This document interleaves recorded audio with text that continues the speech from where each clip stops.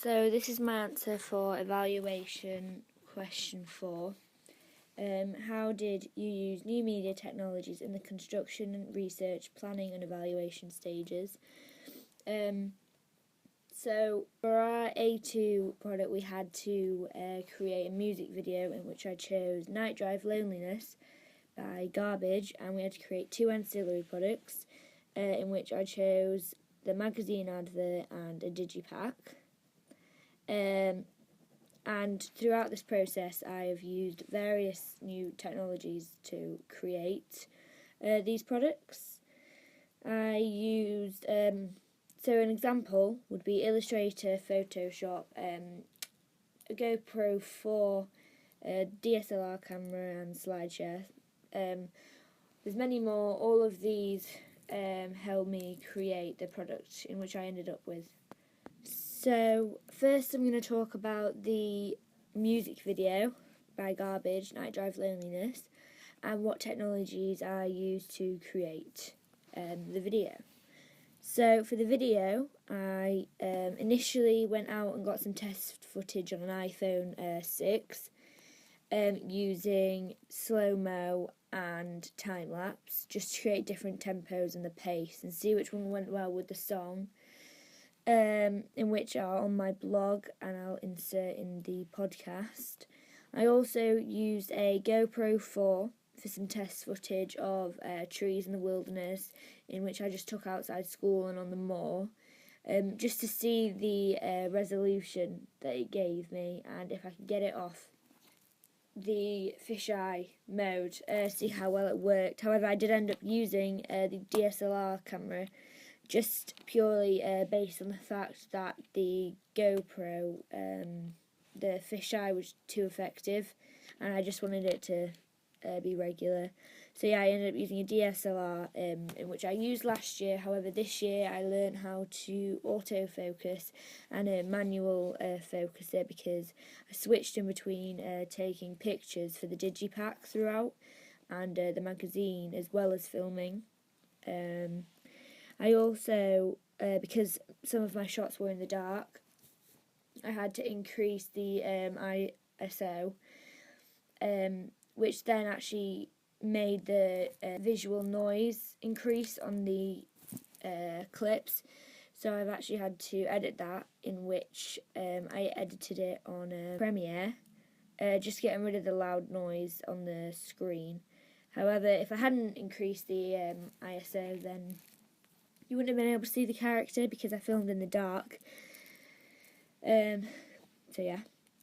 Overall, for filming the video, I filmed mainly in autofocus, in which showed up on the camera as red, so I knew what was in focus and what wasn't.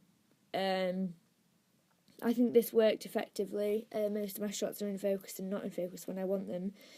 For example, when the protagonist is spinning around, there's a bit which isn't in focus, and then she comes into focus, and this creates a blur effect, in which is what I intended it to be like.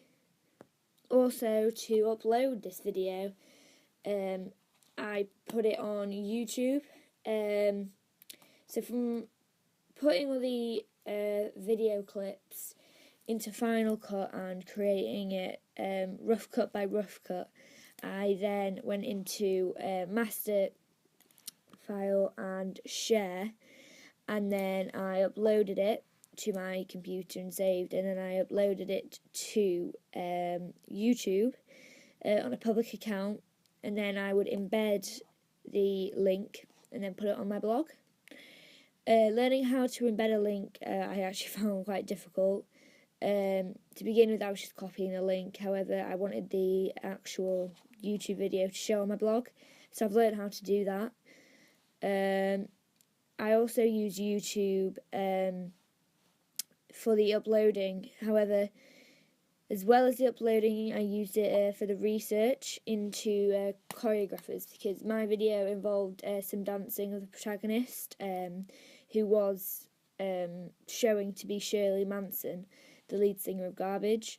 So taking it from choreographers, For example, in Garbage's music video, When I Grow Up, in 1998, the audience can denote Shirley Manson dancing in a room.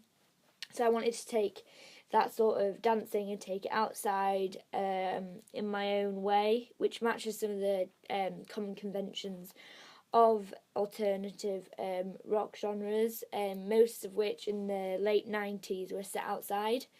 So I was following the general conventions of other music videos as well as Garbage's When I Grow Up, her dancing. Choreographers in which I took inspiration from were Martha Graham. She was a 1930s choreographer known as the godmother of choreography. She did a famous piece called Lamination, which is about sorrow and grief, and she uses unusual costume to create a sense of writing and dancing, about dancing and being in your own skin. I used quite an unusual long blue dress, which matched the actual lyrics of the song as well, but it didn't follow the general conventions of alternative rock. It was quite unusual. Alternative rock, generally, they have their own appearance, the artists. So when I decided to put her in a blue dress, this wasn't really matching the conventions for Garbage. They usually wear quite dark clothes.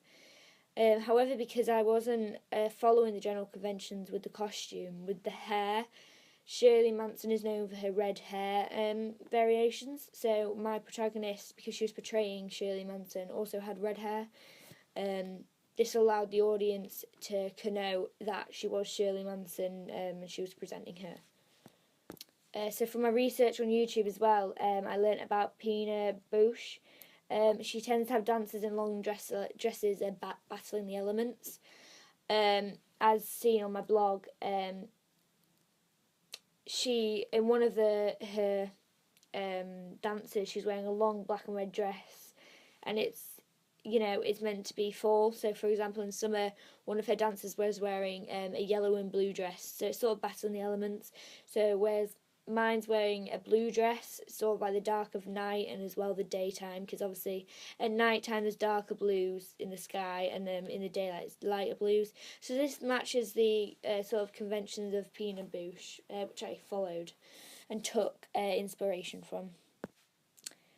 Final Cut has been a major new technology for me about the construction and the evaluation stages of my media projects, especially the filming and also the podcasts and the animatic and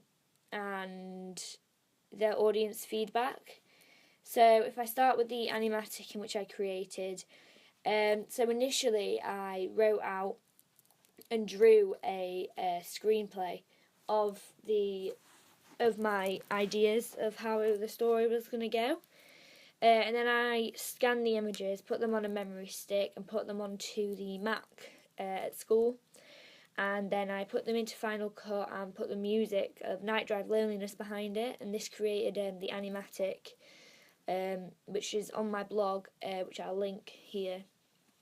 This allowed for me just to sort of see the order and effect of the filming process and allow me to follow it in making it an easier creation when it actually came to filming. However, when it actually came to filming, I didn't follow it step by step purely because of just how the dancing was and the routine was coming about. However, with every 30 seconds mainly, there was a chorus part in which Night Drive Loneliness was being sung, and my idea was to have each time her dancing the same dance move in different places. So I did follow this planning technique. However, the parts in between changed due to weather and just the night time and how it all flowed well together. I ended up needing more shots than I thought I did to fill it up because it is a very long song, being 5 minutes and 23 seconds. So that was more of a challenge than I anticipated. However, it worked out well, and I worked with Final Cut well, and I actually ended up using Premiere as well to edit out the sound, the noise on the some of the shots. With Final Cut and my actual film, I I actually had a plan and I was setting it up, but I didn't start at the beginning, so it was very bitty and the beats didn't match and it was all quite messy, so I did end up starting again. My rough cut one is completely different to the final thing, purely because I decided that it didn't match the general conventions of in alternative rock. The beats sort of match where the clip ends and begins, and mine was very bitty. So now most of the clips either last 4, 6 or 8 seconds. And I also, on Final Cut, colour coded, colour matched it, balanced the colour, just to make all the colours flow well together and make it look more professional. I also increased the slow pace by 50% in some of these clips, and I also increased the pace by 2% in some of them. Also, in Final Cut, I got audience feedback and used it for a podcast. So, for the podcast, I used my iPhone 6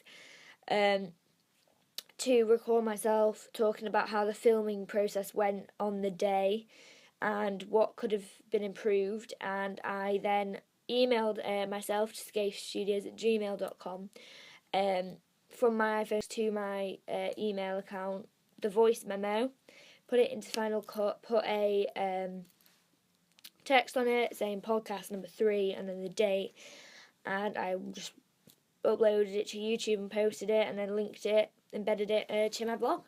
So that was a very quick and easy way of, effective way of just keeping up to date my filming locations and routines and how things were going. And I also used Final Cut and voice memos on my iPhone to get audience feedback. So I got 3 sets of audience feedback from teenagers being the first, so age 17 to 19, and then I got another audience feedback from the same age range, and then I got audience feedback from males and females aged 30 to 49, which is quite a large age range. However, my sort of target audience is that age range due to Garbage being big in the 90s, when the 40-year-olds now were then, into Garbage and such. So I got audience feedback, made them watch it on my Mac on YouTube, and then recorded them on my phone and emailed it and put that into Final Cut, and also did the same as podcasts and just wrote audience feedback and the date and which rough cut it was. And I feel like that worked effectively because I could listen to their audience feedback and write about it and see what to improve. So from the audience feedback, they said that they preferred the day to night. In my rough cut too, it varied from day to night with the lighting. So I edited some of that, and then towards the end, obviously, I kept the day to night because it's the tempo increased, and I wanted it to sort of seem very rushed and busy. But yeah. All throughout this process, I have used Blogger as my main source of information for my coursework. Blogger is a Google Blogger we use, and I uploaded everything that I did, planning, research, and the evaluation construction, everything leading up to the whole products and the evaluation, I put onto my blog. I made a Prezi for my evaluation question 1, put it onto my blog.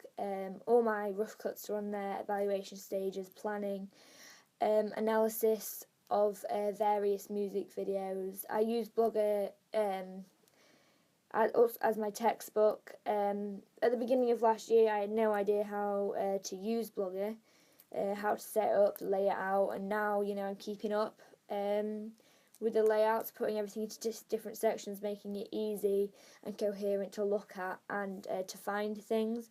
So, for example, if I wanted to find choreographers, I'd go down the side into planning, and choreographers would be there instead of looking at the labels. Of course, I included the labels as well. But yeah. So for some more research, I used SlideShare and Dafont for some research as well. SlideShare has been very helpful due to past A2 levels and such. And seeing their opinion on different types of music videos, comparing them to my ideas. I also had to research into Garbage thoroughly because I wasn't a fan of the band initially. For Garbage, I looked for a song without a music video, and I came across Night Drive Loneliness, which didn't have a music video. So I had to do a lot of research into them because never hearing of them before. I needed to know the history and sort of their thought processes and what their general conventions of their music videos are and how they want to portray themselves. So SlideShare and Blogger helped me with that, and also Prezi, and then the Macs. Obviously, I used for all of this because they have the software such as Final Cut, Illustrator and Photoshop, which I wouldn't have been able to do this without. So comparing this to old technology such as YouTube and newspapers and such, I'd been for newspapers and magazines, old technology. For old information, I probably would have been able to research and stuff on there. However, it would have been extremely difficult to create a magazine with such professional look. So from audience feedback, obviously my ancillary products match my music video, and they have continuity. Is that even a word? Anyway, they're continuous, with each other. And I feel like if I had the old technology to create my ancillary products, I feel it wouldn't have been continuous and they wouldn't have matched well together. So to gain the audience feedback that I did, audience interaction is definitely key to creating all of these sort of rough cuts and to creating all of my ancillary products. So getting the audience feedback in different ways was very important, such as SurveyMonkey, sending out surveys through emails and linking everything to it. Audience interaction is key. So for example, Gilmore, the former audience, has Convergence dissolved the producer-audience divide? I don't feel like Convergence has dissolved the producer-audience divide, because with Convergence you need sort of the producer-audience divide, because they're giving me feedback on, as the producer of the music video, they're giving me feedback, they realise they're the audience, and also in my music video I use a lot of low-angle shots, which creates the audience to feel like they're an audience and feel like the music video, the characters and the protagonist have something above them. So I feel like there still is the producer-audience divide. Gauntlet, I don't feel like it's correct saying the end of audience studies. I feel like the audience is still very much the audience. They may have a very large say in what is going on. That is why audience feedback is so necessary. However, I feel like them as an audience giving me feedback as the audience, the divide is there, it's strong. Obviously they have a large impact, and them in themselves are also producers in their own way, helping me to produce it. However, obviously I didn't take everything that they said on board, because as a producer you have your own thought processes. And I'm not saying I completely ignored what they said. I took it on board and I edited most of the things which they said they were correct in. However, some of the things which they said didn't actually work, because obviously I feel the audience don't have as much knowledge on the task in hand in which I do and other producers do. So I feel that some of the things that they said, for example, one of my target audience, a male who was 48, said, you could easily just crop the screen and cut out the car, which I felt was a fair point. The car was in the shot, however, my intended effect was to have the car because it's night drive loneliness, and also if I cut the screen, then that clip would have been square or stretched compared to the others, and obviously there was ways around this to not make it stretched. However, I felt I needed the car in there because to make it night drive loneliness, it connected well. So I did. The producer audience divide, I feel, is still there. So overall, for the research and planning, I used SlideShare, Blogger, the Font scanning machine, GoPro 4, Final Cut, YouTube, Google, and for the construction, I used Illustrator, Photoshop, Final Cut, YouTube, the DSLR camera, SlideShare, and Blogger, and the Mac computers. For the evaluation, I used Final Cut, the iPhone I use for everything, Prezi, SlideShare. Working on my own I didn't have much communication with people. However, the female protagonist that was playing Shirley Manson, I had a lot of communication with. I used Messenger on the iPhone to text her, and I've got screenshots which I'll insert calling her and discussing plans of when to meet, and the dresses and how to do her makeup and her hair. And I also, have many texts of the dates and the times and the places. And she also helped me edit some of the video to fit well. And she sent me some images of ideas and overlays of her swimming, which I didn't end up using. However, it was interesting just to compare and see what would it look like.